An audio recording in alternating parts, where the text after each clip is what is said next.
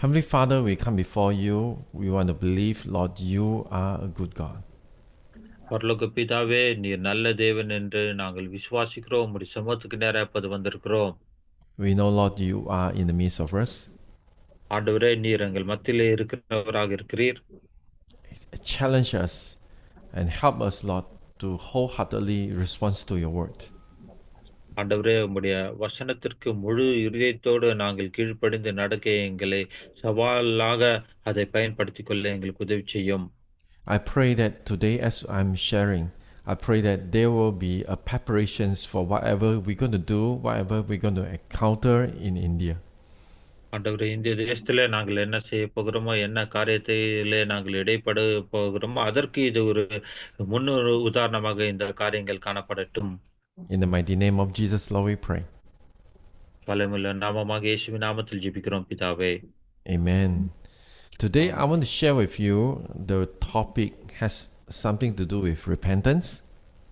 விசேஷமா இந்த காலை வேளையில தலைப்பிலே மனம் திரும்புதல் என்ற தலைப்பின் அடிப்படையிலே நாம் பார்க்க போகிறோம்.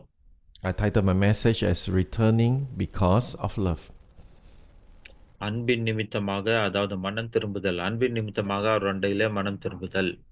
Many things, many times we think about repentance. It has to do with sin. Yes, it somehow has related with sin. அநேக நேரத்தில் இந்த மனம் திரும்புதல் என்று நாம் சொல்லும்போது அது பாவ சம்பந்தப்பட்டது என்று நினைக்கிறோம். ஆமாம், உண்மைதான். அது பாவத்திலிருந்து திரும்புதலுக்கான காரியமா இருக்கிறது. You see, the key is we must understand the reason why we repent. It is because of God's love. இந்த மனம் திரும்புதலுக்கான திறவுகோலான காரணத்தை பார்க்கும்போது தேவனுடைய அன்பின் நிமித்தமாகவே நாம் மனம் திரும்பி இருக்கிறோம். அவருடைய அன்பின் நிமித்தமாகவே. So I want to start to read to you in the book of Joel in the Old Testament, minor prophet, verse 2 to chapter 2, verse 12 to 13. யோவேல் 2ஆம் அதிகாரம் 12 13 வரை நாங்கள் உங்களுக்காக வாசிக்கவிருக்கிறோம். தீர்க்க தரிசன புத்தகத்திலிருந்து. And here says, Yet even now declares the Lord, return to me with all your heart, with fasting, with weeping, and with mourning, and rend your hearts and not your garments. Return to the Lord your God, for he is gracious and merciful, slow to anger, and abounding in steadfast love, and he relents over disasters. ஆதலால் நீங்கள் இப்போது உபவாசத்தோடும் அழுகையோடும் புலம்பலோடும் உங்கள் முழு இருதயத்தோடும் என்னிடத்தில் திரும்புங்கள் என்று கர்த்தர் சொல்கிறார். நீங்கள் உங்கள் வஸ்திரங்களை அல்ல, உங்கள் இருதயங்களை கிழித்து உங்கள் தேவராகிய கர்த்தரிடத்தில் திரும்புங்கள். அவர் இரக்கமும் மன உருக்கமும் நீடிய சாந்தமும் மிகுந்த கிருபையும் உள்ளவர். அவர் தீங்குக்கு மனஸ்தாபப்படுகிறவருமாயிருக்கிறார். You see, the word of God says that God wants us to return to him, not only just formalize formularity, like just a ritual of returning to him, but rather he say with all your heart. தேவன் தம்மண்டையிலேயே நாம் திரும்ப வேண்டும் என்று விரும்புகிறார். ஏதோ ஒரு பாரம்பரியமாகவோ சடங்காச்சாரமாகவோ மத ரீதியாகவோ அல்ல, முழு இதயத்தோடும் அவருடைய திரும்ப வேண்டும் என்று தேவன் விரும்புகிறார். Until we return back to God with all our heart, God's heart is not satisfied. நம்முடைய முழு இருதயத்தோடு நாம் தேவனிடத்திலே திரும்பாவிட்டால் தேவனுடைய இருதயம் திருப்தி அடையாது. We sometimes like to grow church, more members, but we are increasing people who are not with God in the church. அநேக நேரத்தில் நாம் சபை வளர்க்கிறவர்களாக காணப்படுகிறோம். அநேக ஆத்மாக்கள் வர வேண்டும், அநேகர் வர வேண்டும், இப்படியாக ஜனப்பெருக்கம் காணப்பட வேண்டும் என்று இருக்கிறது நோக்கத்தை ஒழியான தேவன் அண்டையிலே சேர்ந்த ஜனங்கள் இருக்கிறாரா என்பது கேள்விக்குறியா இருக்கிறது. Meanings that we try to get people to church, but we never get people to the throne of God. அநேகரை சபைக்கு நேராக நாம் வழி நடத்துகிறோம், ஆனால் தேவனுடைய சிங்காசனத்திற்கு நேராக நாம் வழி நடத்துவதில்லை. And you know, one thing that prayer meeting many times is a prayer meeting for asking for help, asking for need, but it's never coming back to God. அநேக நேரத்திலே நம்முடைய ஜெப கூட்டங்கள் எல்லாம் எப்படி இருக்கிறது என்றால், ஏதோ ஒரு தேவை சந்திக்க வேண்டும், அதற்காக நாம் வருகிறோம். ஏதோ ஒரு காரியம் சந்திக்கப்பட வேண்டும், அதற்காக வருகிறோமே ஒழிய தேவனை சந்திக்க வேண்டும் என்ற அந்த நோக்கத்தோடு வருவதில்லை. So I really want to appeal to you to see this message is not for sinner, but it's for all believers. அதாவது இந்த செய்தி ஒரு பாவிகளுக்காக அல்ல, இது விசுவாசிகளுக்காக கொடுக்கப்படுகிற ஒரு செய்தியா இருக்கிறது. ஆகவே இதை நீங்க கூர்ந்து கவனிக்கும்படி நான் உங்கள் அண்டையிலே முறையிடுகிறேன். We know how to pray, sorry God, I repent. I ask you to forgive my sin. The moment we get rid of our sin, our hearts go back to the world. பாருங்க, அநேக நேரத்தில் இப்படியாக நாம் ஜெபிக்கிறோம். ஆண்டவரே, நான் செய்த பாவத்துக்காக மனம் வருந்துகிறேன், மனம் திரும்பும் என்று. அப்படியே நாம் ஜெபித்து விட்ட பிறகு உடனே நம்முடைய இருதயம் எங்கே போகிறது என்றால், உலகத்துக்கு நேராக தான் போகிறதா இருக்கிறது. I want to tell you something very true. Don't get happy. Don't feel so happy when a member keep asking you to pray for them. அதாவது உங்களுடைய விசுவாசிகள் தொடர்ந்து எனக்காக ஜெபிங்கள், எனக்காக ஜெபிங்கள் என்று உங்கள் அண்டையிலே கேட்டுக்கொள்ளும்போது, நீங்கள் அதை குறித்து மிக அ அ மகிழ்ச்சி அடைகிறவர்களா இருக்கக்கூடாது. I want you to think another way. They are so lazy to pray for their own. They ask you to pray on behalf of them. பாருங்க, நீங்கள் இது குறித்து சிந்திக்க வேண்டியவர்களாய் காணப்பட வேண்டும். அவர்கள் சோம்பேறிகளா இருக்கிறபடியினாலே அவர்களால ஜெபிக்க முடியவில்லை. ஆகவே உங்களை ஜெபிக்கும்படி அவர்கள் கேட்டுக்கொள்கிறார்கள். Can you imagine? Last year I was in a prayer camp, a national prayer camp. And people come after me. They think that I'm a prophet. They ask me for words. அதாவது கடந்த வருடத்திலே ஒரு தேசிய ஜெப கொடுக்கையிலே கடந்து கொண்டேன். அப்போது ஜனங்கள் எல்லாம் நான் தீர்க்கதரிசியா இருக்கிறபடினால என்னிடத்தில் வந்து ஏதோ ஒரு தீர்க்க தரிசன வார்த்தைக்காக என்னையே பின்பற்றிக் கொண்டு வந்து கேட்டுக்கொண்டிருந்தார்கள். I pray for no one. I didn't pray for anyone. I say, you come to prayer camp is to train how to pray and seek the word, the way of God. It's not coming here to ask someone seek for you. ஆகவே நீங்கள் இந்த prayer கேம்புக்கு வந்திருக்கிறீர்கள். எப்படி ஜெபிக்க வேண்டும் என்று நீங்கள் தான் கற்றுக்கொண்டு தேவனிடத்தில் கேட்க வேண்டும். ஆகவே நான் உங்களுக்காக ஜெபிக்கப் போவதில்லை என்று சொல்லிவிட்டேன். We must ask a question. If really our member return back to God, he needs to know to come back to God on his own. Not pastor help them to pray, ask God to forgive, and they feel very happy, and they go home, and they are not seeking God. They just rely on you. ஆகவே இதை குறித்து நீங்கள் சிந்தித்து பார்க்க வேண்டும். உங்களுடைய விசுவாசிகள் ஏதோ பாவ மன்னிப்பை பெற்று அந்த ரட்சிப்பை பெற்றுக் கொண்டவர்களாய் மாத்திரமல்ல, அது உங்களுடைய உதவி செய்கிற ஜெபத்தினாலே அல்ல, அவர்களுடைய பாவ மன்னிப்புக்காக நீங்கள் ஜெபத்தை எடுப்பதல்ல. அவர்களாகவே தன்னிச்சையாகவே சுயேட்சையாகவே தேவனை தேடுகிறவர்களாக அவர்கள் காணப்பட வேண்டும். சபைக்கு வந்தாலோ வீட்டிலோ இருந்தாலோ. I'm not saying that you're not supposed to pray for the members. I'm saying that don't get too happy when your member keep asking you for prayer and they themselves have not learned how to pray, has not learned how to return back to God. அதாவது நீங்கள் உங்களுடைய விசுவாசிகளுக்காக ஜெபிக்கக்கூடாது, ஜெபிக்க வேண்டாம் என்று சொல்லவில்லை. அவர்களாகவே தேவன் அண்டையில் அவர்கள் திரும்புகிறவர்களாக காணப்பட வேண்டும். எப்போதெல்லாம் ஒரு விசுவாசி வந்து எனக்காக ஜெபிங்கள் என்று சொல்லும்போது, நீங்கள் அதை குறித்து மிகவும் மகிழ்ச்சி அடையாமல் அவர்களாகவே தேவனை தேடுகிறவர்களாக இருக்கும்படி நீங்கள் அவர்களை ஆயத்தப்படுத்த வேண்டும்.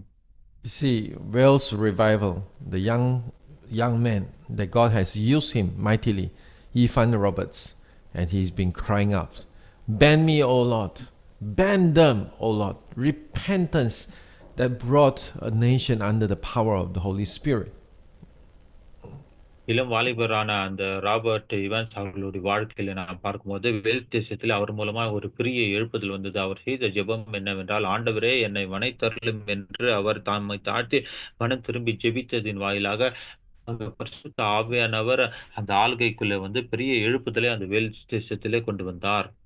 He's a miner. I mean, he's a worker that's in a cave mining for coal, and he wake up at 1 o'clock. He pray until 5 o'clock for every day.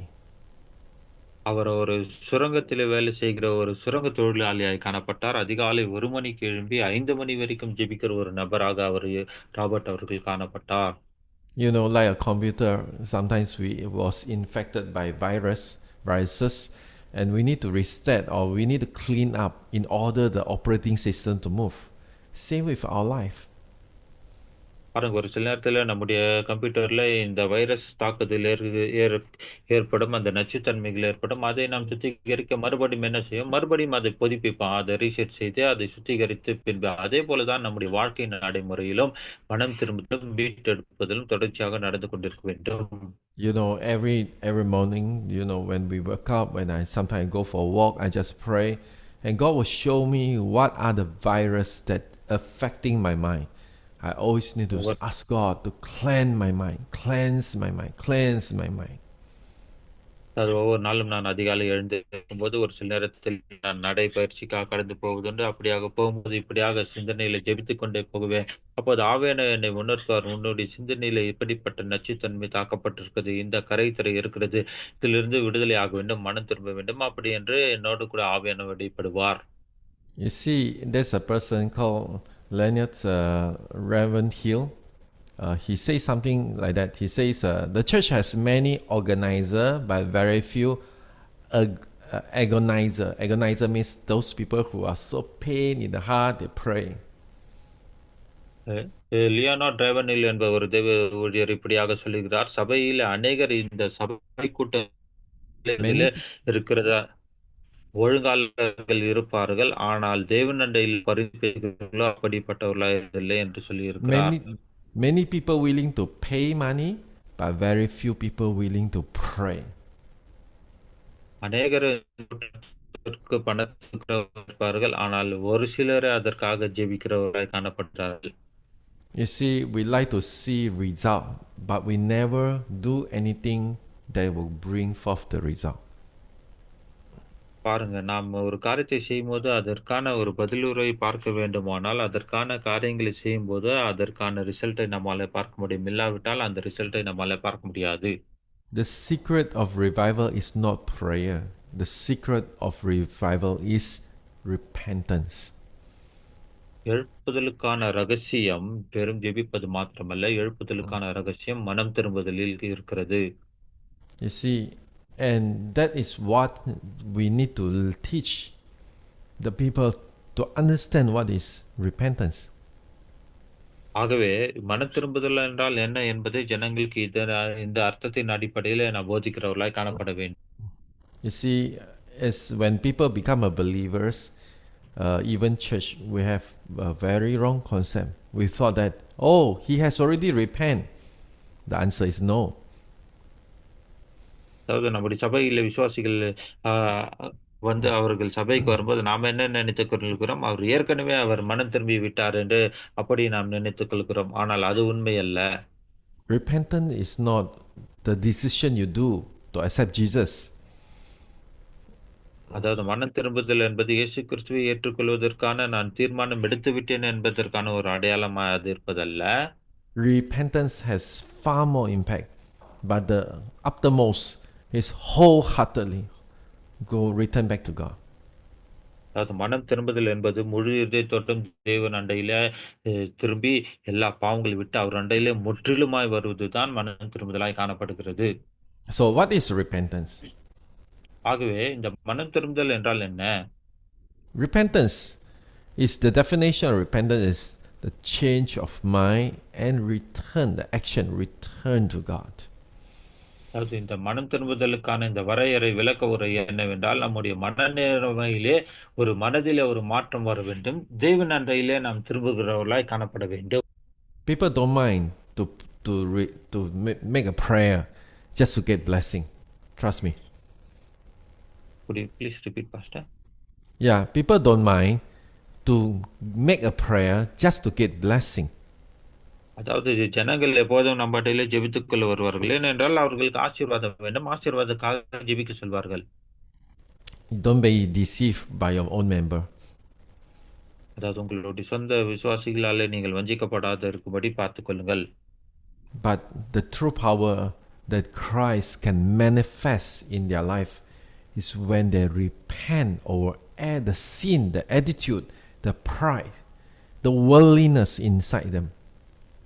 அதாவது அவர்களுக்குள்ளே இருக்கிறதான அந்த பாவம், உலகத்தன்மைகள், அவர்களுடைய நடத்தைகள் முற்றிலுமாய் அங்கு மாற்றப்பட்டிருக்கும் போது அப்போது ஜெபிக்கும் போது அது பலனுள்ளதாய் பலன் கொடுக்கிறதாய் காணப்படும். You will see them, they want to come to church. You will see them, they want to share gospel to others. They will see them become very learning for the word of God. அவர்கள் சபைக்கு வந்து கற்றுக்கொள்ளுகிறவர்களாகவும் சுவிசேஷத்தை அறிவிக்கிறவர்களாகவும் தேவன் அண்டையிலோடு கூட இருக்கிறவர்களாகவும் நடக்கிறவர்களாக இருக்கிறார்களா என்பதை குறித்து நீங்கள் அவர்களை பார்க்க வேண்டும். So we want to pray that a true repentance is the mind will have to change and the actions will have to change. அதாவது முழுமையான மனம் திரும்புதல் என்றால், மனநிலைமையில ஒரு மாற்றமும், அவர்களுடைய நடத்தையில ஒரு மாற்றமும் உள்ளதாய் காணப்பட வேண்டும். You see, the prodigal son in Luke chapter 5, he's not only just regretful why I have made myself fall into such a low stage, but he make a decision. I will arise and go back to my father. அதாவது லூக்கா 15வது அதிகாரத்தில நாம் பார்க்கும்போது, கெட்ட குமாரனை குறித்த காரியத்தில, நான் இப்படிப்பட்டதான மோசமான தாழ்மையான நிலைமையில் இருக்கிறேன். இதிலிருந்து நான் எழும்பி என் தந்தையினிடத்திலே கடந்து போவேன் என்ற ஒரு தீர்மானத்தை அங்க செய்கிறதை நாம் பார்க்கிறோம். அவர் வெறும் மனம் வருந்துகிறதல்ல, தீர்மானத்தை எடுத்து அதை நடைமுறைப்படுத்தினார். Unless we realize that we are very far away from God, that is the fundamental. If we don't realize we are very far away from God, there is no repentance yet. அதாவது அடிப்படையான காரியம் என்னவென்றால், நான் தேவனை விட்டு தூரம் போயிருக்கேன் என்பதை புரிந்து கொள்ள வேண்டும், அறிந்து கொள்ள வேண்டும். அதுதான் முழுமையான மனம் திரும்புதலாய் காணப்படுகிறது. The Bible says that he arose and came to his father. While he was still a long way off, his father saw him and felt compassion and ran and embraced him and kissed him. அவன் எழுந்து புறப்பட்டு தன் தகப்பனிடத்தில் வந்தான். அவன் தூரத்தில் வரும்போது அவனுடைய தகப்பன் அவனை கண்டு மனதுருகி ஓடி அவன் கழுத்தை கட்டிக்கொண்டு அவனை முத்தம் செய்தான். This is a wonderful picture that repentance and the father's response to repentance. இது அந்த மனம் திரும்புதலுக்கான பிதாவாகிய தேவன் கொடுக்கிறதான பதிலுரைக்கான ஒரு அழகான ஒரு படமாக இங்கு சித்தரிக்கப்பட்டிருக்கிறது. He arose, the action. Think, no actions is a deception. பாருங்க, யோசிக்கிறார், ஆனால் செயல்பாடு இல்லை. அப்படி இருந்தால் அது வஞ்சிக்கிற தன்மை. அவன் அங்க வசனம் சொல்லுகிறது எழுந்தான் என்று. You see, information, I'm preaching. But without actions, after you listen to my information, without action is a deception. பாருங்க, இப்போது நான் உங்களுக்கு பிரசங்கித்துக் கொண்டிருக்கிறேன். இது ஒரு தகவலாக தான் நீங்கள் பெற்றுக்கொள்ளிருக்கிறீர்கள். இந்த வசனத்தை கேட்டு அதை நீங்கள் செயல்முறையில செயல்படுத்தாவிட்டால் அது வஞ்சிக்கப்படத்தக்க ஒரு தன்மையாய் தான் காணப்படும். But only when informations come with actions, then there will be transformation. தகவல்கள் செயல்பாடாய் மாறும்போது மாத்திரமே அங்கு மாற்றங்கள் உண்டாகும். I'm praying that the churches in India don't take too long to change the way we pastoring members. அதாவது இந்திய தேசத்திற்காக நான் அதிகமாக ஜெபித்துக் கொண்டு இருக்கிறேன். இந்திய தேசத்தில் இருக்கிறதான அந்த ஊழியர்கள் அவர்களுடைய ஊழிய முறைமைகளை மாற்றிக்கொள்ள வேண்டும், அதில் மாற்றம் உண்டாக வேண்டும் என்பதற்காக. You see, you don't use big building, nice facility, only use your smile just to get members. பாருங்க, நீங்கள் பெரிய பெரிய கட்டிடங்களையோ எல்லாவித வசதி வாய்ப்புகள் உள்ள ஒரு கட்டிடங்களை உருவாக்கி அங்கு நீங்கள் சபைகள் நடத்துவதில்லை. சிறிய அளவில் உங்களுக்கு இருக்கிறதிலே சபை நடத்துகிறீர்கள். Many nations who has a better grace of God, has better facilities, finances and supply, you know their church is very impressive. மற்ற தேசங்களை பார்க்கும்போது பெரிய கட்டிடங்களையும் கவர்ந்து இழுக்கக்கூடிய காரியங்களும் எல்லா விதமான அனுகூல வசதிகளும் அடங்கியுள்ளதான பெரிய பெரிய சபைகளாய் காணப்படுகின்றன. Nice spotlight, nice sound system, nice cushion, very nice, and everything is very nice. எல்லா உட்காருகிற நாட்காலிகள் முதற்கொண்டு இசைக்கருவிகள் வாசிப்பது, இசைக்கான காரியங்களை ஒழுங்குபடுத்துவது என்று எல்லாமே சிறந்ததாகவும் மிக அருமையான நேர்த்தியாக நிறைய விதத்தில் அநேக சபைகள் இருக்கிறது. I believe even in India there are even some buildings are even nicer than ours. அதாவது இந்திய தேசத்திலே கூட எங்களுடைய நாட்டில் இல்லாததை காட்டிலும் பெரிய அளவில் இருக்கிறதான சபைகளும் அருமையான சபைகளும் ஒரு சில சபைகள் உண்டு. But let us ask a question. Do they return back to God? ஆனால் ஒரு கேள்வி நமக்குள்ளே நாம் கேட்போம், அவர்கள் உண்மையாகவே தேவனிடையிலே திரும்புகிற மக்களாய் அங்கு வருகிறார்களா? I'm not saying that all those big churches has no people repent. No, I believe there is always. அதாவது அப்படிப்பட்ட பெரிய பெரிய சபைகளிலே ஜனங்கள் மனம் திரும்பாமல் இருக்கவில்லை என்ற அந்த நோக்கத்தோடு, அந்த எண்ணத்தோடு அப்படி நான் சொல்லவில்லை. அங்கேயும் மனம் திரும்பினவர்கள் இருக்கலாம். But I want to tell you that you doesn't need all those things to get people repent. அதாவது இப்படிப்பட்ட வசதி வாய்ப்புகள் இருந்தால்தான் ஜனங்கள் மனம் திரும்புவார்கள் என்று அஹ், அந்த கருத்தில் தான் நான் இதை உங்கள் மத்தியிலே சொல்லுகிறேன். What you truly need, what you truly need, it is God who visit them. அதாவது உண்மையாகவே உங்களுக்கு தேவைப்படுகிற தேவன் உங்களை அந்த இடத்துல சந்திக்கிறவரா இருக்க வேண்டும். And I pray, God, do something new in the midst of us. தேவன் ஏதோ ஒரு புதிய காரியத்தை நம்ம மத்தியிலே செய்ய வேண்டும் என்பதே நான் வாஞ்சிக்கிறேன். Hallelujah. Now we want to continue and part 2, why repent? இரண்டாவது பாகமாக இந்த மனம் திரும்புதல் என்றால் என்ன என்பது குறித்து ஏன் மனம் திரும்ப வேண்டும் என்று அதை பார்க்க போகிறோம். First things about personal sin. Our sin will be wiped away and the time of refreshing from the Lord will arrive. அதாவது நம்முடைய தனிப்பட்ட பாவங்கள் அங்கு முற்றிலுமாக சுத்திகரிக்கப்பட வேண்டும். நாம் தேவனிடத்திலிருந்து இதன் வாயிலாக புதிய வல்லமைகளும் புத்துணர்ச்சிகளையும் பெற்றுக்கொள்வது. You see, Acts chapter 3 verse 19, this is Peter says to the people in, immediate after this Pentecost. பெந்தெகோஸ்து நாளுக்கு பிறகு பேதுருவானவர் ஜனங்களுக்கு இந்த வசனத்தை எங்க அப்போஸ்தலர் 3:19 இப்படியாக அவர் சொல்கிறார். Well, they have healed the sick in the beautiful gate. அவர்கள் அங்கு வியாதியஸ்தர்களை அங்கு சுகமாக்கின பொழுது So the people gathered and they preached, and he said, repent therefore, turn back, and for your sins will be blotted out. அப்போது அங்கு ஜனங்கள் கூடி வந்து அவர்கள் மத்தியில் அவர் இப்படியாக பிரசங்கிக்கிறார், உங்கள் பாவங்களை நிவர்த்தி செய்யப்படும் பொருட்டு நீங்கள் மனம் திரும்பி குணப்படுங்கள் என்று. For personal level, very important, our sins will be forgiven. தனிப்பட்ட விதத்திலே நம்முடைய பாவங்கள் அப்போது மன்னிக்கப்படும். Our sins will be washed away completely. நம்முடைய பாவங்கள் முற்றிலுமாக அங்கு கழுவப்பட்டு சுத்திகரிக்கப்படும். You see, sometimes when we drive, sometimes we got, hidden camera have took hold of us, then we will receive a summons. அதாவது அன்றைய நேரத்தில் நாம் வண்டியிலே நாம் பிரயாணம் செய்து கொண்டு போகும்போதோ ஓட்டும்போதோ நமக்கு தெரியாமல் கேமராக்கள் பொருத்தப்பட்டிருக்கும். அப்போது நாம் தவறு இழைக்கும் போது அதற்கான அந்த பெனால்டி பில் நமக்கு வரும். And then we have to go and pay.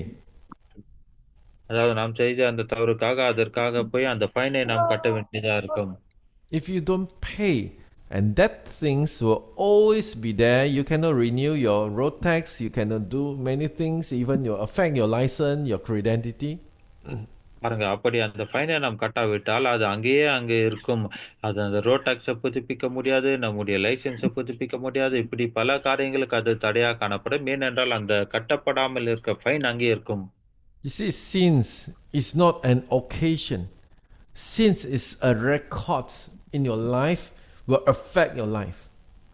அதாவது பாவம் என்பது ஏதோ ஒரு சூழ்நிலையில சந்தர்ப்பத்தில் ஏற்பட்ட ஒரு நிகழ்ச்சி போல அல்ல, அது பதிவு செய்யப்பட்டதாகவும் நம்முடைய வாழ்க்கையிலே முற்றிலுமா அது இருக்கிறதாகவே காணப்படும். Until we dealt with sins, until we get our sins was washed away, we are always a slaves in sins, the consequence of sins. அதாவது அந்த பாவம் முற்றிலுமாக அழிக்கப்பட வேண்டும், சுத்திகரிக்கப்பட வேண்டும், கழுவப்பட வேண்டும். அது அங்கிருந்து எடுக்கப்படாவிட்டால் அது நம்முடைய வாழ்க்கை பாதிக்கிறதாய் காணப்படும். You see, many times, many members, even including a pastors, where we are not properly repent. பாருங்க, அநேக நேரத்தில் அநேக விசுவாசிகளும் ஊழியர்களாகிய நாமும் கூட அந்த பூர்ணமான உண்மையான மனம் திரும்புதலிலே வந்து இராமல் இருந்திருக்கிறோம். Our convictions are not clean. அதாவது தேவனண்டையிலே இருக்கிறதான அந்த உணர்த்துதல் சுத்திகரிக்கப்பட்டதாய் காணப்படவில்லை. I mean, our conscience is not clean before God. அதாவது நம்முடைய சிந்தனையானது தேவனுக்கு முன்பாக அது பரிசுத்தம் இல்லாமல் இருக்கிறதாய் நம்முடைய மனநிலைமை காணப்படுகிறது. There are accusations in our heart. நம்முடைய உள்ளத்துல அந்த குற்றச்சாட்டுகள் காணப்படுகின்றன. And repentance is what needed for everyone to respond whenever we make mistakes before God. எப்போதெல்லாம் நாம் தேவனுக்கு முன்பாக பாவம் செய்கிறோமோ, அப்போதெல்லாம் மனம் திரும்புதல் மிக அவசியமாய் காணப்படுகின்றது. You see, sometimes before pastors fall into fornication, அதாவது இந்த போதகர்கள், ஊழியர்கள் அந்த கெட்ட படங்களை பார்ப்பதான அந்த பாவத்திற்குள்ளே விழுவதற்கு முன்பாக, maybe he have some, wrong relationship. I mean, emotional or அதா affection towards a certain ladies, or and he didn't repent that he's not loyal in when it comes to emotion with his wife. அதாவது இந்த விபச்சார பாவத்திலே ஈடுபடுவதற்கு முன்பாக, அதிலே விழுவதற்கு முன்பாக, அந்த நபருடைய மனநிலைமையிலே அந்த பாவ உணர்ச்சிகளும், ஏதோ அந்த குறிப்பிட்ட அந்த ஸ்திரீயை குறித்ததான கெட்ட எண்ணங்களும், இச்சையான எண்ணங்களும், தன்னுடைய மனைவிக்கு துரோகம் செய்கிறதை போன்றதான அந்த உணர்வுகளும் முன்பாக அவருடைய மனதிலே பாதிக்கப்படும். And sometimes the Holy Spirit will convict him and saying that, hey, be careful, you're not doing something right. அதாவது அந்த நேரத்திலே பாவத்திற்கு விழுவதற்கு முன்பாகவே பரிசுத்த ஆவியானவர் அவருக்கு உணர்த்துவார். நீ ஏதோ ஒரு தவறு செய்யப் போகிறாய் என்று. And he turned away from the prompting of the Holy Spirit. அப்பொழுது பரிசுத்த ஆவியினுடைய ஏவுதலுக்கு கீழ்ப்படியாமல் அதை அப்படியே புரட்டி போட்டுவிட்டு கவனிக்காமல் இருந்து விட்டுவிட்டு, And at the end, he fall into sin. கடைசியிலே அவர் அந்த பாவத்தில் விழுந்து விடுவார். You see, the repentance actually could happen before the sins come. அதாவது பாவத்திலே விழுவதற்கு முன்பாகவே அந்த மனம் திரும்புதலுக்கான அந்த உந்துதல் நமக்கு கொடுக்கப்படுகின்றது. Our foolish thinking is only when I sin, I repent. நம்முடைய முட்டாள்தனமான யோசனை என்ன சொல்லுகிறது என்றால், நீ பாவத்திலே விழுந்து போன பிறகுதான் மனம் திரும்ப வேண்டும் என்று அப்படி நாம் யோசிக்கிறோம். Never hear the whisper, the soft whisper of the Holy Spirit on before sin comes. Holy Spirit, He always convict us to repent. ஆமென். அதாவது நாம் பாவத்திலே விழுவதற்கு முன்பாகவே பரிசுத்த ஆவியானவர் தம்முடைய மெல்லிய சத்தத்திலே நம்மோடு பேசி அந்த பாவத்திலே விழாதே என்று நம்மை எச்சரிக்கிறவராய் அவர் காணப்படுவார். Do you know why? Because the church is teaching convict this when only you get caught red hand, you get caught, you are fall into sin, only you repent. That is a totally wrong teaching.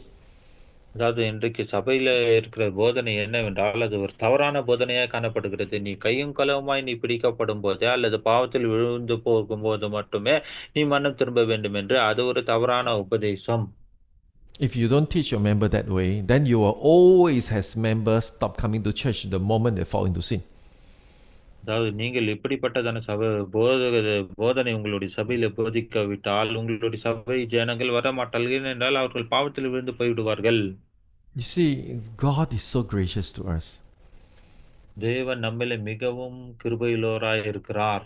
When we repent, the time of refreshing, the restoration of relationship with God will start to activate in our life. நாம் தேவனண்டையில வந்து மனம் திரும்பும் போது அந்த புத்துணர்ச்சியும் தேவனுடைய வழி நடத்துதலும் தேவனுடைய மீட்பும் நம்முடைய வாழ்க்கையில வர ஆரம்பிக்கும். But second thing, not only on personal level, but repentance allow God to heal the land when His people humble themselves.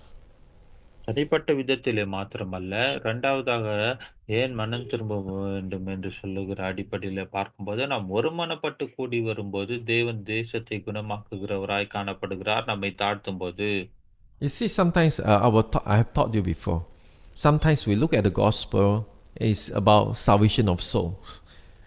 There is nothing wrong with that, but it's too limited.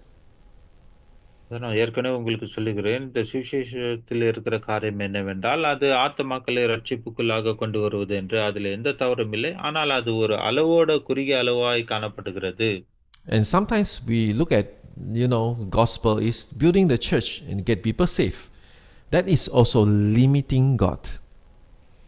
சுவிசேஷம் என்பது, சுவிசேஷம் அறிவித்தல் என்பது சபை கட்டுவது என்று சொல்வது நல்ல காரியம்தான். ஆனாலும் அதிலே ஒரு அளவீட்டை வைத்து தேவனுடைய கிரியைகள் But God has his குறுக்கி வைத்து விடுகிறோம். but God has his intention to rule and reign in all the earth. ஆனால் தேவன் ஒரு நோக்கத்தை வைத்திருக்கிறார். பூமி அனைத்தையும் அவர் அவர் ஆளுகை செய்ய வேண்டும், அதிகாரம் செலுத்த வேண்டும் என்பது அவருடைய நோக்கமா இருக்கிறது. And how we're going to do it is when we allow God to heal the land, to touch the land. இதை எப்போது தேவன் செய்வார் என்றால், தேசத்தை சுகமளிக்கும்போது, தேசத்திலே தேசத்தை தொடும்போது மாத்திரமே இந்த காரியங்கள் நடைபெறும்.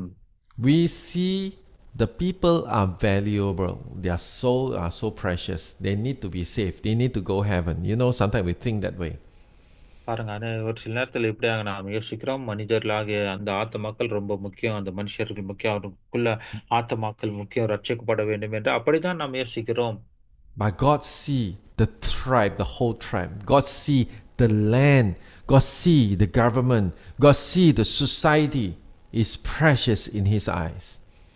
நான் தேவனை அப்படி பார்க்காமல் ஒரு வெளியேறப்பெற்ற விதத்திலே அந்த தேசத்தை பார்க்கிறார், அந்த பூமியை பார்க்கிறார், அந்த சமுதாயத்தை பார்க்கிறார், அரசாங்கத்தை பார்க்கிறார். முழுமையான கண்ணோட்டம் உடையவராய் தேவன் அப்படி முழுமையாக எல்லாவற்றையும் பார்க்கிறார்.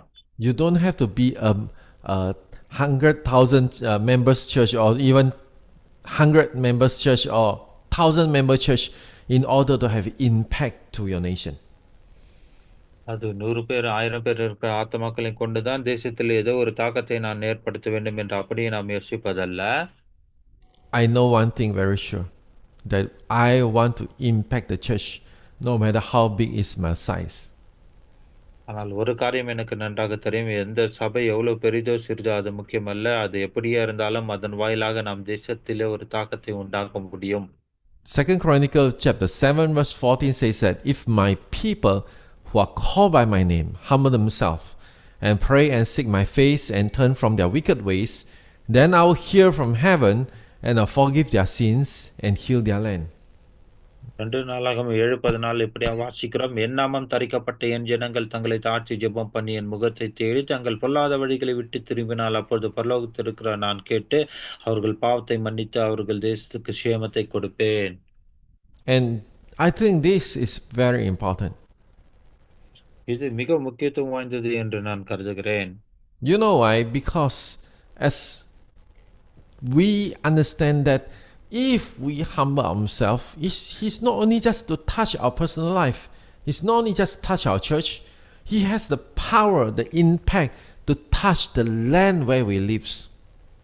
அதாவது நாம் நம்மை தாழ்த்தும்போது நம்முடைய தனிப்பட்ட வாழ்க்கையை அது தொடுவது மாத்திரமல்ல, நாம் இருக்கிற சபை இடத்தை தொடுவது மாத்திரமல்ல, அது தேசத்திலே ஒரு பெரிய தாக்கத்தை கொண்டு வருகிறதாய் அது காணப்படுகிறது. You see, it is a matter of words. இது இந்த வார்த்தையில வருகிறதான அந்த ஒரு அனுகூலமான ஒரு காரியமாய் காணப்படுகிறது, செயல்முறையா இருக்கிறது. When someone come to church prayer meeting and say, God bless me. அநேகர் இப்போ சபைக்கு வந்தால் ஆண்டவரே என்னை ஆசீர்வதியும். God bless him. ஆண்டவர் அவரை ஆசீர்வதிக்கிறார். But someone say, God bless our church. ஆனா ஒரு சிலர் இப்படியா ஜெபிப்பார்கள், ஆண்டவரே எங்களுடைய சபையை ஆசீர்வதியும் என்று. God bless his church. தேவன் அவர்களுடைய சபையை ஆசீர்வதிப்பார்.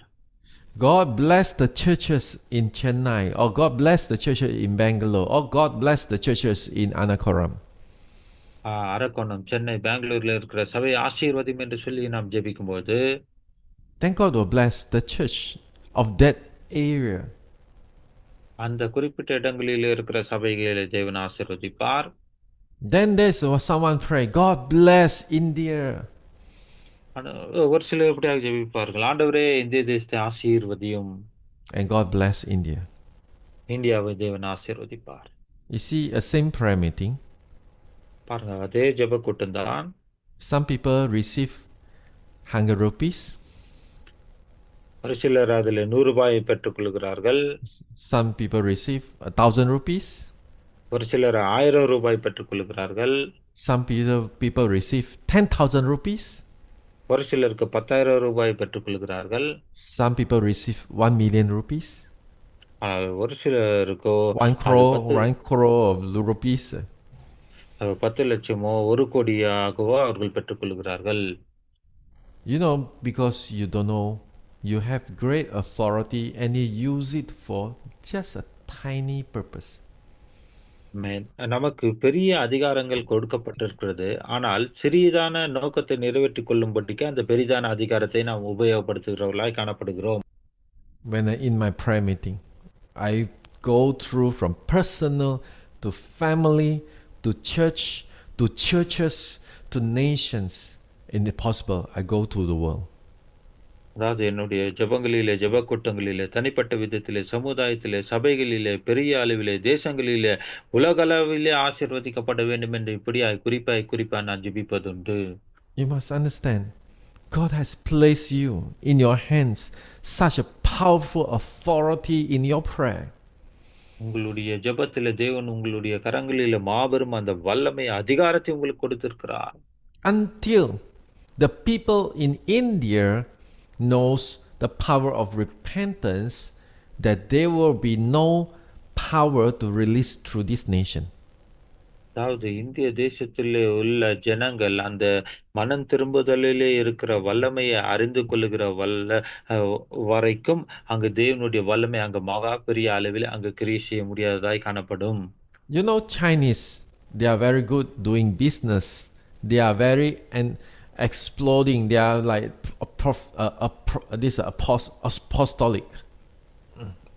அதாவது அப்போஸ்தலர்களைப் போல இந்த சீனர்களுக்கு வியாபாரம் செய்வதிலே மிகவும் தேர்ந்தவர்களாகவும் புதிய காரியங்களை கண்டுபிடிக்கிறவர்களும் அவர்கள் காணப்படுகிறார்கள். But Indian are different. You are very prophetic. You are very go for temple, shrine, and you do a lot of chanting, yoga. I mean, in large, people very well accept this kind of lifestyle. ஆனால் இந்திய தேசத்தில் இருக்கிற ஜனங்களோ பெரிய அளவிலே மத சம்பந்தப்பட்டவர்களாய் காணப்படுகிறார்கள். பூஜை செய்வது, தேவனை தேடுவது, யோகா செய்வது, இப்படியான பக்தி வைராக்கியமான காரியங்களை செய்வதையும் தேடுவதிலுமே அதிக ஆர்வமுள்ள ஜனங்கள் இந்திய ஜனங்களாக இருக்கிறார்கள். But the church start to look more westernized. You lost your heritage of really able to be devoted in prayer and intercession. ஆமாம். ஆனால் சபையோ இன்றைக்கு அந்த பாரம்பரியத்தை, பக்தி வைராக்கியமான காரியங்களே, பக்தி சம்பந்தப்பட்ட காரியங்களை தேடுவதை விட்டுவிட்டு அந்த வெஸ்டர்ன் கலாச்சாரத்தையே நாம் பின்பற்றுகிறவர்களா அதிலே மூழ்கி போயிருக்கிறோம். If you really can train your people understand the truth of repentance and on behalf of the land of India, repent and humble yourself and pray, India will never be the same. இந்த வசனத்தின் அடிப்படையிலே அந்த மனம் திரும்புதலுக்கேற்றவாறு நம்முடைய விசுவாசிகளை நாம் நடத்தும் போது அந்த உண்மையான மனம் திரும்புதலுக்குள்ளே அவர்கள் வரும்போது இந்தியா இந்த நிலைமையில இருக்காது. அதிலே ஒரு பெரிய மாற்றத்தை நம்மால பார்க்க முடியும். You see, in Nineveh, the whole city repented and God withheld this judgment over them. இந்த நினிவே பட்டணத்தை குறித்து நாம் பார்க்கிறோம். முழு பட்டணமும் மனம் திரும்பினார்கள். அப்போது தேவன் தம்முடைய நியாய தீர்ப்பை அவர்களுக்கு நியாய தீர்ப்பு ஏற்படுத்தப்படாமல் அதை தடுத்து விட்டார். And the day of Jonathan Edwards, a great awakening happened to the nations. And you know what happened? The whole society transformed. பாருங்க, ஜோனத்தான் எட்வர்டு என்பவருடைய நாட்களிலே மக்கள் அழுகையோடும் புலம்பலோடும் மனம் திரும்பினார்கள். அப்போது அங்கு சமூகத்தில் ஒரு பெரிய மாற்றமும் எழுப்புதலும் உண்டானது. And Charles Finney says this: revival is nothing else but a new beginning of obedience to God. Charles பின்னி என்பவர் இப்படியாக சொல்லி இருக்கிறார். எழுப்புதல் என்பது தேவனுக்கு கீழ்ப்படிவதற்கான ஒரு புதிய தொடக்கமாய் அது காணப்படுகிறது. It's not even like people rushing to church. It's more like this increase of people believing in Christ is just a byproduct. The true product is repentance, bring forth a new beginning of obeying or obedience to God. இப்படியாக ஜனங்கள் மனம் திரும்பும் போது புதிய ஆரம்பமும், புதிய காரியங்களும், புதிய மாற்றங்களும் அவருடைய வாழ்க்கையிலே உண்டாகிறது. உடனடியாக அவர்கள் சபைக்கு போவதாக இல்லாமல் இருந்தாலும் கூட அங்கு ஒரு புதிய துவக்கம் ஏற்படுகிறது. You see, part 3, the blessing of repentance. மூன்றாவது பாகம் இந்த மனம் திரும்புதலின் மூலமாக வருகிற ஆசீர்வாதங்கள். First thing, you have a new heart and a new spirit, and you have rest and have a strength. அதாவது முதலாவது உங்களுக்கு புதிய இருதயம், புதிய ஆவியும் கொடுக்கப்படுகிறது. அடுத்தது அமெரிக்கையும், நம்பிக்கையுமே உங்களுடைய பலனாய் காணப்படுகிறது. If people see repentance is a ritual, just get a prayer, pastor asked me to pray and I pray, they won't can go back with a new heart, a new spirit. அதாவது அவர்கள் அங்கு மனம் திரும்பும்போது பழைய இருதயத்தோடு அல்ல, புதிய இருதயத்தோடும், புதிய ஆவியுள்ளவர்களாய் தான் அவர்கள் கடந்து போகிறவர்களாய் இருப்பார்கள். உண்மையாகவே மனம் திரும்பினவர்கள். Through repentance, God says, I'll give you a new heart and a new spirit I'll put in within you. அதாவது அந்த மனம் திரும்புதல் என்பது நம்முடைய வாழ்க்கையில புதிய காரியங்களை அவைகள் கொடுக்கிறவர்களாய் இருக்கின்றன. புதிய ஆவியை நமக்கு கொடுக்கிறவராய் இருக்கின்றன. When you truly repent, your mind change and even the action change, and you will have new strength like never before. நீங்கள் உண்மையாக மனம் திரும்புவது புதிதான ஆவியுள்ளவர்களாக இருப்பீர்கள். உங்களுடைய மனநிலைமையிலே ஒரு மாற்றம், உங்களுடைய காரியங்களிலே மாற்றம், எல்லாவற்றையும் புதிதாய் நீங்கள் உணர்வீர்கள். Then the word of God in Isaiah 30 verse 15 says that, thus says the Lord God, the Holy One of Israel, in return and rest you shall be safe, and in quietness and in trust shall be your strength. ஏசாயா 30:15 இப்படியாக வாசிக்கிறோம். நீங்கள் மனம் திரும்பி அமர்ந்திருந்தால் ரட்சிக்கப்படுவீர்கள். அமெரிக்கும் நம்பிக்கையுமே உங்கள் பெலனாய் இருக்கும் என்று இஸ்ரவேலின் பரிசுத்தராய் இருக்கிற கர்த்தராகிய தேவன் சொல்லுகிறார். நீங்கள் அப்படி செய்ய மனதா இராமல். You see, in return means repent. அதாவது திரும்புதல், அவர் அண்டையிலே திரும்பி வருகிறது என்றால் மனம் திரும்புதல் என்ற அர்த்தம். You see, in return and rest. Rest in the love of God. அதாவது அங்கு திரும்பி வந்து தேவனுடைய அன்பிலே நாம் அமெரிக்கையா இருப்பது. There will be peace, there will be quietness, there will be trust, that there will be strength in you. அங்கு சமாதானமும் அமைதியும் திருப்தியும் காணப்படும். உங்களுடைய வாழ்க்கையில மன நிம்மதி உண்டாகும். We are not trying to satisfy everyone's requirement. அதாவது வருகிற எல்லாருடைய காரியத்தையும் நாம் திருப்திப்படுத்துகிறவர்களா இருக்கிறவர்களாக அல்ல. We are not trying to say, everything is good, praise the Lord, praise the Lord, praise the Lord. ஆகவே எல்லாம் நல்லா இருக்கிறதுக்கு ஆண்டவருக்கு ஸ்தோத்திரம், ஆண்டவருக்கு ஸ்தோத்திரம் என்று அப்படி சொல்வதல்ல. But many times we try to declare, say things very positive. I think it's good, it's normal. பாருங்க, அநேக நேரத்தில் இப்படியாக எல்லாவற்றையுமே நாம் எதிர்மறையாக சொல்லாமல் எல்லாவற்றையும் சாதகமாக பேசுகிறோம். அது நல்லதுதான். But do you know that agony, it is the thing that push people to God. அதாவது அந்த ஒரு கதறல் தான் அங்கு தேவன் அண்டையிலே ஜனங்களை நடத்துகிறதாய் காணப்படுகிறது. Sometimes we like to paint the circumstances to be too beautiful. அநேக நேரத்தில் நம்முடைய சூழ்நிலைகள் நன்றாக, அருமையாக, அழகாக இருக்கும்படி அப்படிப்பட்ட வர்ணங்களை தீட்டுகிறவர்களாய் தான் நாம் paint அடிக்கிறவர்களாய் காணப்படுகிறோம். Me as a pastor, I don't simply comfort people. நான் போதகராய் இருக்கிற நான் சாதாரணமாக சும்மாவே அவர்களை சமாதானப்படுத்தி ஆறுதல் படுத்தி விட வேண்டும் என்று அப்படி நினைப்பதில்லை. Just in case when I comfort a person, the person supposed to repent and he stop repent. அதாவது நான் ஒரு மனுஷனையோ ஒரு நபரையோ நான் ஆறுதல் படுத்தும் போது, சமாதானப்படுத்தும் போது உண்மையாக அவர் மனம் திரும்புவதற்குள்ளாக நடத்தின பிறகு அப்படி செய்கிறவனாய் காணப்படுவேன். A true blessing is when the person, the time for him to repent, the time for him to really feel the peace of God. Then he feel the peace of God. You have to discern. You don't, not everything just, you have to repent, not everything that you are, no, it's okay, don't worry about it. That நீங்கள் எல்லாவற்றையும் ஆராய்ந்து அறிந்து பார்க்கிறவர்களாய் இருக்க வேண்டும். ஒரு நபர் மனம் திரும்ப வேண்டுமானால் அவர் மனம் திரும்ப வேண்டும். அப்படி செய்யும்போதுதான் சமாதானமும் அமெரிக்குமே அவருடைய பலனாய் இருக்கும். ஆகவே எல்லாவற்றையும் குறித்து நாம் ஆராய்ந்து அறிந்து பார்த்து செயல்படுகிறவர்களாய் காணப்பட வேண்டும்.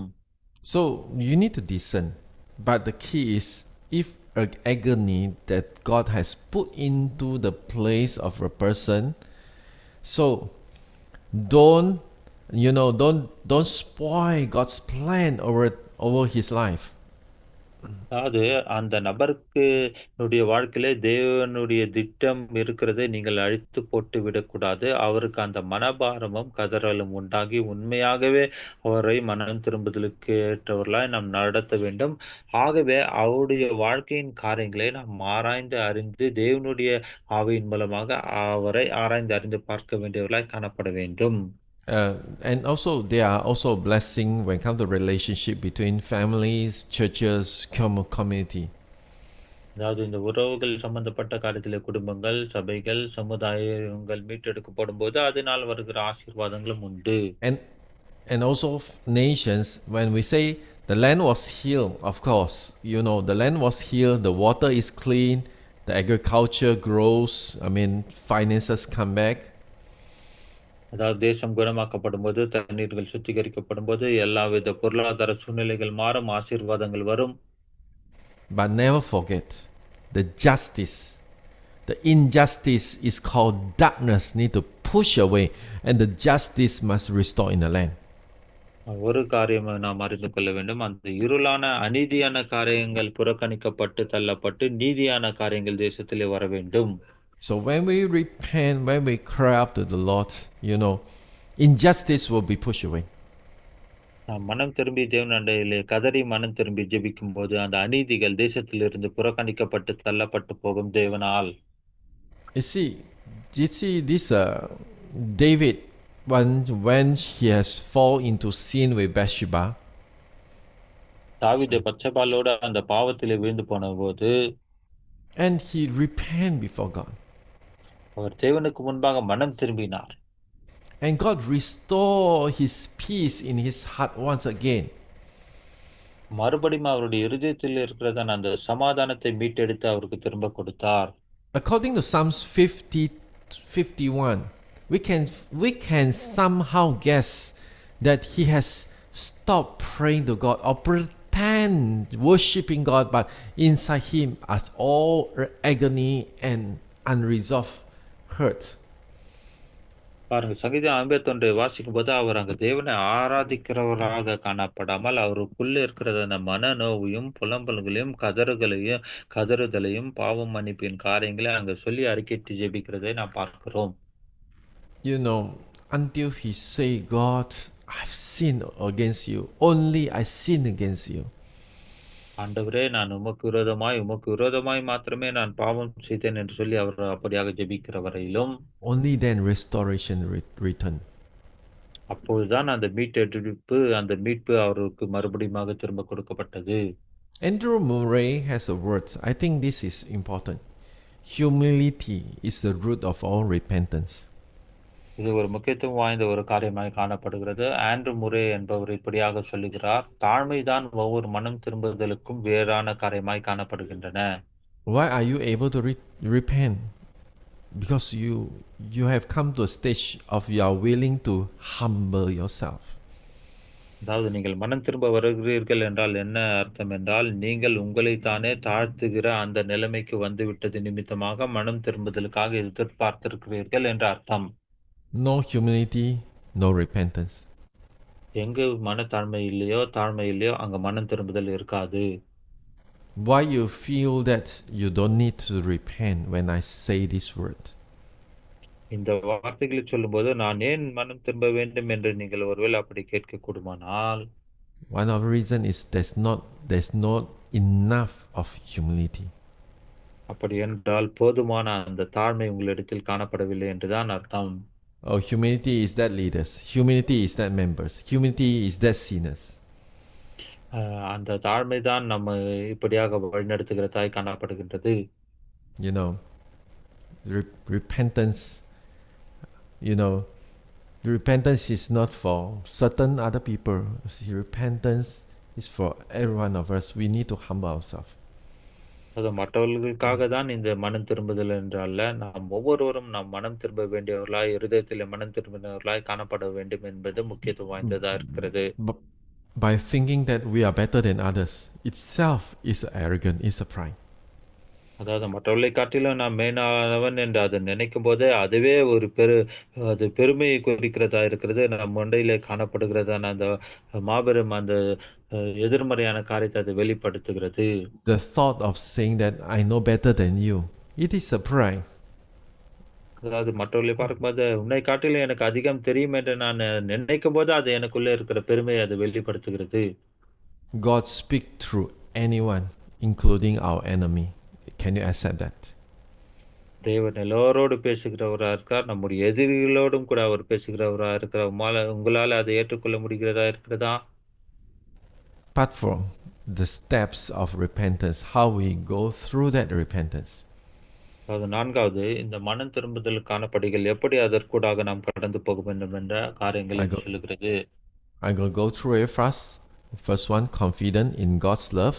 Second one, confession and forgiveness. Number 3 is continual repentance. துரிதமாக இதை நான் சொல்லி முடிக்க விரும்புகிறேன். முதலாவது தேவனுடைய அன்பிலே நமக்கு இருக்கிறதான அந்த நம்பிக்கை. 2வதாக நாம் அறிக்கையிட்டு மன்னிப்பை பெற்றுக்கொள்ளுதல். 3வதாக தொடர்ச்சியான அந்த மனம் திரும்புதலின் அனுபவத்தில் இருப்பது. You see, when we have confidence in God's love, we know that there will be no more condemnation in Christ. அதாவது நாம் தேவனுடைய அன்பிலே நாம் பூர்ணமுள்ளவர்களாய் நம்பிக்கையுள்ளவர்களாய் இருக்கும்போது நமக்கு அந்த ஆக்கினை தீர்ப்பு இல்லை. The God I know, He will never humiliate anyone. He will never humiliate His own child.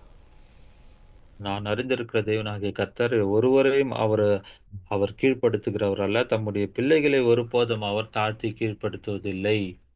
I know very sure, even in prophetic, I know God will never expose anyone in public to humiliate them. No, my God will never do that.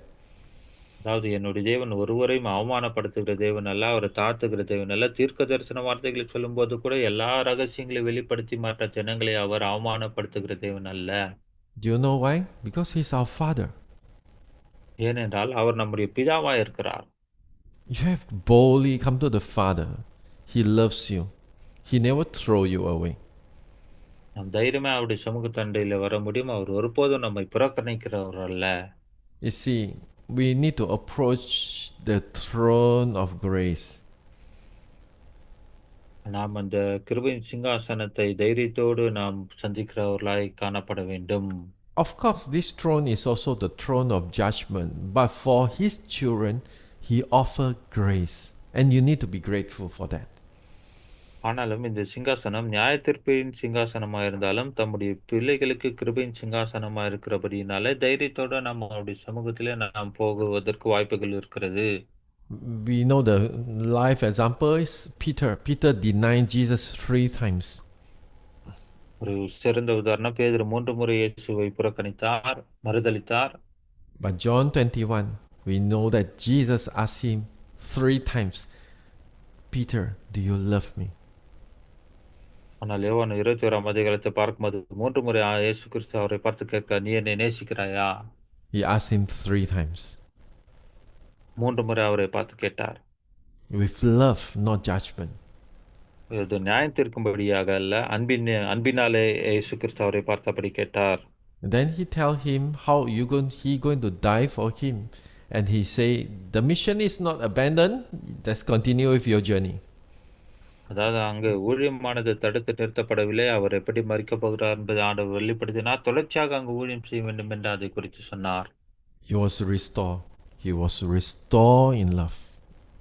அவர் அன்பின் நிமித்தமாக அவர் அங்கு மீட்டெடுக்கப்பட்டார். You see, Romans 8 verse 1 says that there is therefore no condemnation for those who are in Christ. ரோமர் 8:1 இப்படியாக வாசிக்கிறோம், ஆனபடினால் கிறிஸ்து இயேசுவுக்குட்பட்டவர்களாக இருந்து மாம்சத்தின்படி நடவாமல் ஆவின்படி நடக்கிறவர்களுக்கு ஆக்கினை தீர்ப்பு இல்லை. No humiliations, no records, no reminding again and again about your sin. No more. There's no more. இந்த பாவத்தை குறித்த ஒரு பதிவோ அங்கு அதை வைத்து விட்ட ஒரு காரியமோ திரும்ப நீ அதை செய்தாய் என்ற ஞாபகப்படுத்துகிற காரியமோ ஆக்கினை தீர்ப்போ அங்கு இல்லவே இல்லை. Because all your sin has been blotted away. ஏனென்றால் இது எல்லா விதமான இந்த பாவங்களும் இது முற்றிலுமாக கழுவப்பட்டது, சுத்திகரிக்கப்பட்டது. Hebrews 4:16 says that, let us then with confidence draw near to the throne of grace. அது எபிரேயர் 4:16 இப்படியாக நாம் வாசிக்கிறோம். ஆகையால் நாம் இரக்கத்தை பெற்றும் ஏற்ற சமயத்தில் சகாயம் செய்யும் கிருபை அடையும் தைரியமாய் கிருபாசன தண்டிலே சேரக்கடவோம். Repentance is not remind us about sin. Repentance is remind us about love of God. அந்த மனம் திரும்புதல் என்பது நம்முடைய பாவங்களை நினைப்பூட்டுகிறதாக இல்லாமல், மனம் திரும்புதல் என்பது தேவனுடைய அன்பை நமக்கு நினைப்பூட்டுகிறதாய் காணப்படுகிறது. We humble, we admit our mistake and our sin and our human nature, and but we return to God in His love. அதாவது நான் என்னுடைய பாவத்தை உணர்ந்து சூழ்நிலையை உணர்ந்து அதை அறிந்து கொண்டு தேவனுடைய அன்பின் நிமித்தம் அன்பினாலே அவர் அண்டையிலே நான் திரும்பி வருகிறேன். Second thing, the second steps. First thing is confident in the love of God. Second step is confession and forgiveness. அதாவது முதலாவது காரியம் தேவனுடைய அன்பிலே நம்பிக்கை கொண்டிருப்பது. இரண்டாவது படி அதை அறிக்கையிட்டு அந்த பாவ மன்னிப்பை பெற்றுக்கொள்ளுதல். Very simple. You need to agree with God whatever He said to you. மிகவும் எளிமையான காரியம். அவர் என்னவெல்லாம் உங்களுக்கு சொல்லுகிறார்களோ அதை நீங்கள் ஏற்றுக்கொள்ளுகிறவர்களாய் ஒத்துக்கொள்ளுகிறவர்களாய் காணப்பட வேண்டும். You agree you are wrong. You just have to agree with God unless you think God is a liar. பாருங்க, தேவன் பொய்யராய் இருக்கிறார் என்று அறிந்தால் மாத்திரமே இப்படி உங்களால் செய்ய முடியாது. ஆனால் தேவன் நீ தவறு செய்திருக்க என்று சொல்லும்போது ஆமென் ஆண்டவரே நான் அதை செய்திருக்கேன் என்று ஏற்றுக்கொள்வது. Those people who don't want to repent, actually they proclaim loudly, God, you are a liar. I am not that bad, but you say I'm very bad. You are a liar. பாருங்க, மனம் திரும்ப அவசியமில்லாத, மனம் திரும்ப விருப்பமில்லாதவர்கள் தான் ஆண்டவரே நீர் பொய்யர், நீர் இப்படி சொல்லக்கூடாது என்று இப்படியாக தங்களுடைய பாவத்தை மறைக்கிறவர்களாக அவர்கள் காணப்படுவார்கள். How can you receive healing? How can you receive blessing? How can you return to God when you say God is a liar? தேவன் பொய்யரா இருக்கிறார் என்று சொல்லும்போது எப்படி நீங்கள் சுத்திகரிக்கப்பட முடியும், மனம் திரும்ப முடியும், ஆசீர்வாதங்களை பெற்றுக்கொள்ள முடியும்? If God say you are wrong, you have to admit that you are wrong. நீ தவறு செய்துவிட்டாய், நீ தவறு செய்துவிட்டாய் என்று தேவன் சொல்லும்போது அதை ஏற்றுக்கொண்டு நாம் அங்கீகரித்துக் கொள்ள வேண்டும். How real, how true you accept God is a one true God who's never lie, and you know what's going to happen? God is going to forgive your sins. தேவன் பொய் சொல்லாதவராய் இருக்கிறபடினாலே அவர் சொல்வதெல்லாம் உண்மையாயும் சத்தியமாயும் பூரணமுள்ளதாயும் இருக்கிறபடினாலே நீங்கள் அதை ஏற்றுக்கொள்ளும்போது அதற்கான பிரதிபலனாய் இந்த பாவ மன்னிப்பின் ஆசீர்வாதத்தை நீங்கள் பெற்றுக்கொள்வீர்கள். And you receive cleansing. அப்போதான் சுத்திகரிப்பையும் நீங்கள் பெற்றுக்கொள்வீர்கள். You see, Nehemiah confessed the nation's sins. You know, he say, God, we have sinned against you. God, our Father, has sinned against you. We never hear your law. You never hear your prophets. We keep sinning to you with idolatry, all the injustice we do. You know, he kept nothing. He just repent before God, agreed with the word of God. நெகேமியா தேவனோடு வார்த்தையோடு தம்மை ஒப்பிட்டு கொண்டார். அதை அவர் அப்படியே ஏற்றுக்கொண்டார். ஆண்டவரே உமக்கு விரோதமாய் பாவம் செய்தோம் என்ற தேசத்தை குறித்து அந்த பாவ மன்னிப்பின் ஜெபத்தை செய்தார். அநீதி நாங்கள் செய்து விட்டோம், உம்முடைய வார்த்தைக்கு விரோதமாய் நடந்து விட்டோம் என்று முற்றிலுமாக எல்லாவற்றையும் சொல்லி அங்க தேசத்தின் பாவங்களை ஒப்புக்கொண்டு நெகேமியா ஜெபிக்கிறதை அங்கு பார்க்கிறோம். He repent, he fastings before God, kneel down before God. அவர் முழங்கால் படியிட்டு தேவனுடைய சமூகத்தில் உபவாசத்தோடு அவர் அந்த மன்றாட்டின் ஜெபத்தை அங்கு மனம் திரும்புதலுக்காக ஏறெடுக்கிறார். At the end, God allow him to bring forth the restoration of the Holy Land. டிவில நான் பார்க்கும்போது அந்த பரிசுத்த தேசத்தில் ஒரு பெரிய மீட்பை தேவன் அங்கு உண்டாக்குனதை நாம் பார்க்கிறோம். 1 John chapter 1 verse 9 says that if we confess our sin, he is faithful and just to forgive us our sins and cleanse us from all unrighteousness. இப்படியாக நாம் 1 யோவான் 1:9 நாம் பார்க்கும்போது, நம்முடைய பாவங்களை நாம் அறிக்கையிட்டால், நம்முடைய பாவங்கள் நமக்கு மன்னித்து எல்லா அநியாயத்தையும் நீக்கி நம்மை சுத்திகரிப்பதற்கு அவர் உண்மையும் நீதியுமுள்ளவராய் இருக்கிறார். And this is something so powerful that if this verse we always quote, but we seldom say that, Lord, if we confess our sin, we agree with our sins. அதாவது இது நமக்கு பிரசித்தி பெற்ற வசனமா இருக்கிறது. அநேக முறை இதை நாம் சொல்லி ஜெபித்திருக்கிறோம். இங்கு நம்முடைய பாவங்களை நாம் அறிக்கையிட்டால் நமக்கு மன்னித்து என்று சொல்லப்பட்டிருக்குது. நாம் பாவங்களை அறிக்கையிடும்போது அதை ஒத்துக்கொண்டு அறிக்கையிடுகிறவர்களாய் காணப்பட வேண்டும். See, when we say we confess our sin, it is an action of agreed with God. அதாவது நாம அந்த பாவங்களை அறிக்கையிட்டு அப்படியாக ஜெபிக்கும்போது, தேவ சமூகத்திலே நாம் மனம் வருந்துகிறவர்களாய் நாம் காணப்படுகிறோம். Or I make it very simple. The sin you didn't confess, the sin will stay with you. அதாவது எளிமையாக சொல்ல வேண்டுமானால், எந்த பாவங்களை நீங்கள் அறிக்கை செய்யாமல் இருக்கிறீர்களோ, அந்த பாவங்கள் உங்கள் அண்டையிலே அது இருக்கிறதாய் காணப்படும். If you don't forgive that brother or the next door pastors, you say, I'm not wrong. I'm not angry about him. Actually, you are. I not hate him. Actually, you hate him. And you don't confess the sin will follow you and maybe even one day pull you down to hell.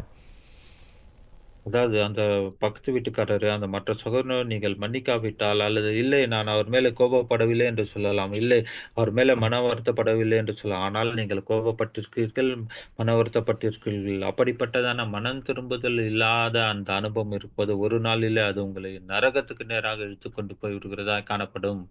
So this is something that we must really learn to love God and to love one another.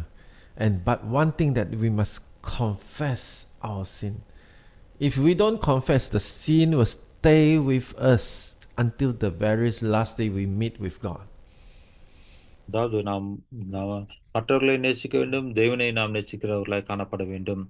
நாம் எல்லா பாவங்களையும் அறிக்கை செய்கிறவர்களாய் காணப்பட வேண்டும். எந்த பாவத்தை நாம் அறிக்கை செய்யவில்லையோ, அந்த பாவம் நாம் தேவனை சந்திக்கிற பொழுது வரைக்கும் அது நம்மோடு கூட இருக்கிறதாய் காணப்படும். Then number 3, the steps is to continue of repentance.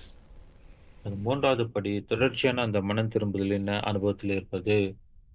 You know, repentance is not fear of punishment, but to walk in covenant love. அதாவது இந்த மனம் திரும்புதல் என்பது ஏதோ தண்டனைக்கு பயந்து நாம் மனம் திரும்புகிறதாக இல்லாமல் தேவனுடைய உடன்படிக்கையின் அன்பிலே நான் நடப்பதாக இருக்க வேண்டும்.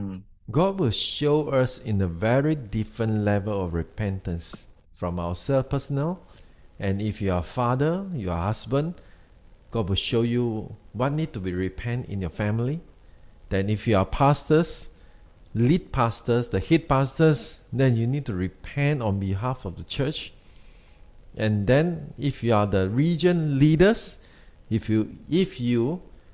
you call yourself a lead pastors in your region among the pastors, and you need to lead that level, different level of people to repent. அதாவது உங்களுடைய மன திரும்புதல் வித்தியாசமான நிலைமையும் வித்தியாசமான கோணங்களிலும் காணப்பட வேண்டும். ஒருவேளை குடும்பத்தில் நீங்கள் தலைவராய் காணப்படும் போது குடும்பத்திற்கேற்ற நீங்கள் மனம் திரும்ப வேண்டும். அதே போல சபையில ஒரு போதகராக இருக்கும்போது சபைக்கேற்ற விதத்திலே நீங்கள் மனம் திரும்புகிறவர்களாய் காணப்பட வேண்டும். அல்லது ஒரு பிராந்தியத்திலே நீங்கள் மேலாளராக இருக்கும்போது அதற்காக நீங்கள் மனம் திரும்புகிறவர்களாய் காணப்பட வேண்டும். மற்றவர்களையும் அந்த மனம் திரும்புதலுக்கு ஏற்றவாறு நடத்துகிறவர்களாயும் நீங்கள் காணப்பட வேண்டும்.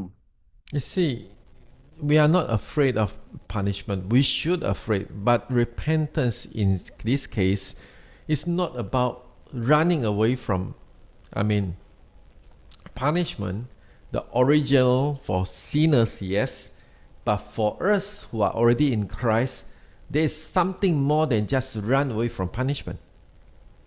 அதாவது நாம் இப்போது கிறிஸ்துக்குள்ளாக இருக்கிறவர்களாக காணப்படுகிறோம். பாவிகளை போல நாம் பயந்து தண்டனைக்கு தப்பித்துக் கொண்டு ஓடுகிறதற்காக நம்முடைய மனம் திரும்புதல் இருக்கக்கூடாது. நாம் தேவனுடைய பிள்ளைகளா இருக்கிறபடினாலே அவருடைய உடன்படிக்கையின் அன்பிலே நடக்க வேண்டும் என்பதற்காக அப்படிப்பட்ட மனம் திரும்புதலின் அனுபவத்திற்கு கூட கடந்து போக வேண்டும்.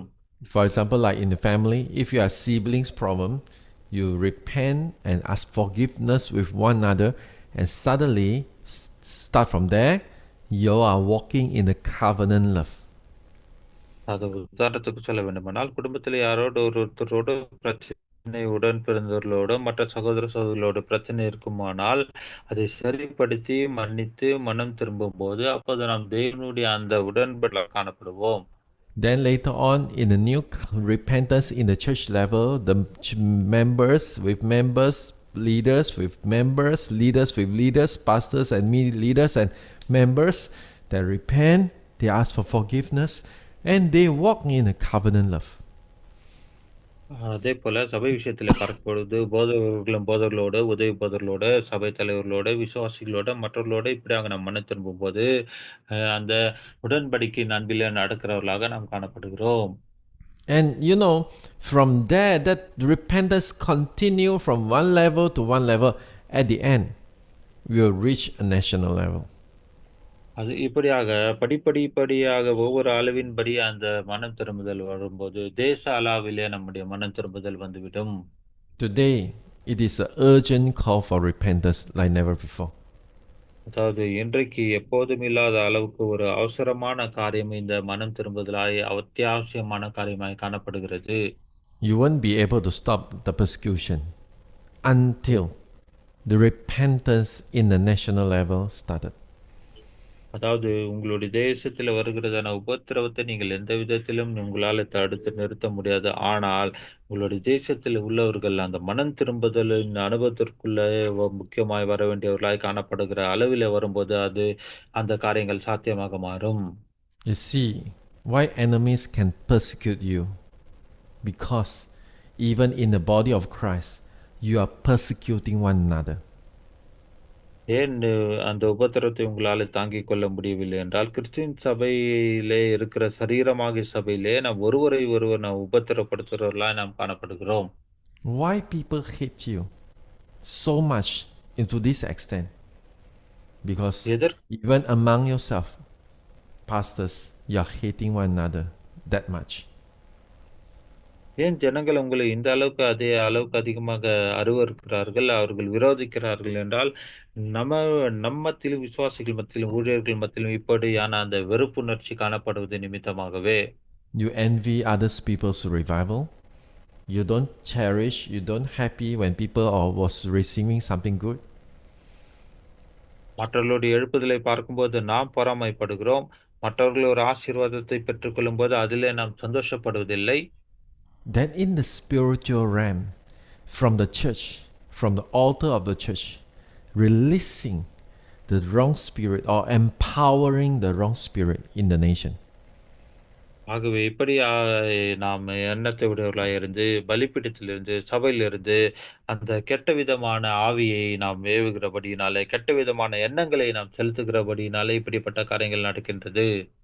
I want to say something to you, that your repentance will change nation. ஒரு காரியத்தை உங்களுக்கு சொல்ல விரும்புகிறேன். உங்களுடைய மனம் திரும்புதல் உங்களுடைய தேசத்தில் ஒரு மாற்றத்தை கொண்டு வரும். I'm going to go through very fast. I'm not going to read everything.